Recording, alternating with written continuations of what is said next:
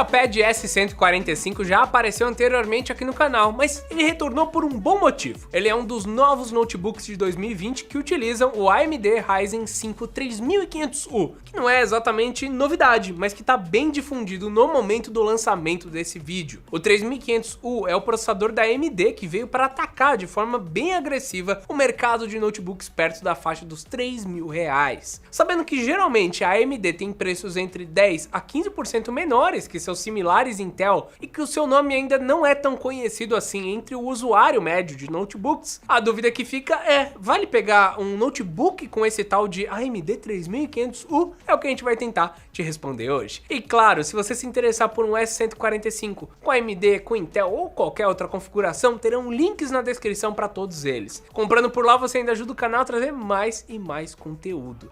Para começar, vamos falar um pouco do notebook como um todo. O corpo do S145 de 2020 é basicamente o mesmo de 2019, que a gente já testou aqui no canal. Ele é todo feito em plástico, que é uma escolha mais econômica, bastante normal nessa faixa de preço, mas tem suas desvantagens. Dentre elas, esse material costuma manchar com facilidade, o que é um problema para algo que você apoia a mão o dia inteiro. Ele também é bastante sensível a arranhões. Por outro lado, ele tem uma aparência bem minimalista, com uma textura levemente escovada na tampa superior, que dependendo da luz até parece ser completamente liso, o que o deixa bastante discreto e até com uma cara premium, apesar de simples. É uma máquina legal para você levar para a faculdade ou para uma reunião. Eu acho bem interessante que colocando lado a lado com o L340 ou com o Yoga S740, você percebe que todos seguem exatamente a mesma linha de design, com acabamento e componentes diferentes, é claro. O S145 agrada por ser bastante leve, eu até assustei, e fino, só que geralmente isso aí tem uma consequência, uma quantidade menor de portas de conexão. São apenas 3 entradas USB e uma para cartão SD, daquele grandão mesmo, além da entrada para fone de ouvido e da saída HDMI. Eu uso o notebook assim há um tempo e eu já me acostumei com algumas dessas ausências, mas não tem como negar que um RJ45, que é o cabo de internet, seria bom quando o Wi-Fi não tá legal, e uma outra porta USB nunca faz mal, mas também não tem ninguém fazendo melhor na faixa de preço. Em questão de teclado, temos uma boa confusão aqui no Escolha Segura. Enquanto eu, Bruno, até que gosto um pouco mais do que a Lenovo entrega, o Matheus achou que apesar de macias, as teclas resistem demais, demorando para registrar o clique. Em questão de trackpad, temos o comum para a faixa de preço. O deslizar vem bem desregulado, mas dá para implementar os itens de precisão do Windows. É basicamente um kit usável. Difícil achar pior e melhor pelo preço. Agora, um ponto importante e problemático do S145 é a sua tela. Importante porque esse é o notebook de entrada com as menores bordas da categoria e problemático porque a qualidade do que temos aqui é simplesmente fraca. Tecnologia TN e resolução apenas HD. As outras características também vão mal, e você nota isso ao trabalhar em ambientes mais claros. O contraste é bem ruim e até atrapalha um pouco da nitidez das fontes e dos ícones. Você pode até usar um modo escuro em tudo se encontrar ou, se possível, calibrar a tela, mas mesmo assim o resultado fica apenas satisfatório. Felizmente, como o S145 vende muito, você consegue fazer um upgrade dessa tela para uma IPS, algo que pode ser legal, mas que custa ali pelo menos de 500 a 700 reais, quem sabe até mais. Infelizmente não tem muito para onde fugir nessa faixa de preço, o que nos leva para, claro,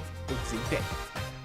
Existem diversas versões do S145, mas o que temos por aqui é o que eu acredito ser o melhor custo-benefício para o usuário médio. Se você estava preparada ou preparado para gastar um pouco menos, parcela em mais vezes e tenta pegar esse equipamento para ter mais tempo de uso com o notebook. Estava pensando em um processador melhor com um disco rígido? Esquece! E claro, não pensa em 4 GB de RAM. Aliás, eu nem falei a configuração do notebook, né? Ryzen 5 3500U, SSD do tipo M2 de 256 GB e 8 GB de RAM, onde 4 são soldados e 4 podem ser trocados. O Ryzen 5 realmente consegue ter ganhos bons quando você está trabalhando com 2 memórias RAM em paralelo, então esse computador aqui está super equilibrado. Para facilitar, o Ryzen 5 sempre se parece com o Intel i5 vigente, então temos uma máquina bem equilibrada. A própria Lenovo oferece uma versão de S145 com o Intel i5 1035G1 e HD de 1TB, que nós vamos comparar por aqui e comentar mais a fundo em um vídeo separado. Atualmente o AMD sai por R$3.000 e o Intel por 3.300, o que o deixa ainda mais caro, já que falta o SSD, que é uma peça também mais cara. Quando comparamos as duas configurações, o Ryzen fica um pouco para trás na velocidade absoluta do processador. Não é uma diferença tão significativa, mas o torna um pouco pior para atividades bem específicas, mas a diferença é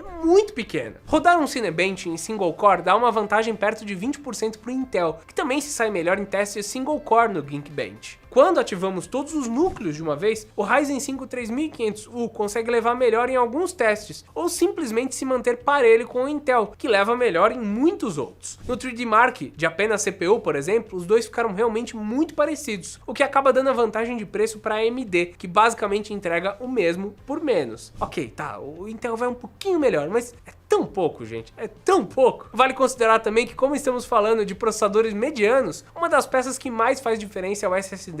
Além de reduzir o tempo de inicialização do Windows por uma boa margem, você leva menos tempo também para instalar jogos pela Steam, salvar um arquivo grande e até para buscar um aplicativo na barra de atalhos do Windows. O PC no geral fica mais rápido, então foquem em SSD. Se você pensa no tempo que leva para fazer qualquer coisa, de novo, o SSD é peça-chave. Além disso, um dos principais interesses de quem vem nos perguntar sobre notebooks nessa faixa de preço é jogar, e nesse caso a placa de vídeo integrada da AMD, a Vega 8, fica bem na frente. Alguns dos processadores mais potentes da Intel estão usando uma solução nova, chamada Intel Iris ou Iris Plus, para substituir o Intel UHD, mas esses processadores com final G1 ainda estão utilizando algo mais próximo das placas integradas antigas e que deixam um pouco a desejar. O GTA V, que eu já comentei, roda bem próximo dos 60 quadros por segundo no Ryzen, na configuração mínima e em 720p, que é a resolução da tela. Se você preferir, dá para sacrificar alguns quadros, chegando mais ou menos em uns 45 por segundo, caso queira subir as texturas para o alto. Enquanto isso, no Intel você sofre para chegar nos 30 quadros por segundo, e em algumas situações, como pilotando um avião ou se houverem muitos NPCs por perto, o jogo fica mais travado, é quase impossível de jogar. Voltando pro Ryzen, Valorant ficou numa média de 100 quadros por segundo. Em alguns jogos mais simples, como Civilization 6, você consegue jogar até sem estar na tomada, mesmo que só por 2 horas. O Teteu descobriu isso daí quando ele ficou sem energia na casa dele.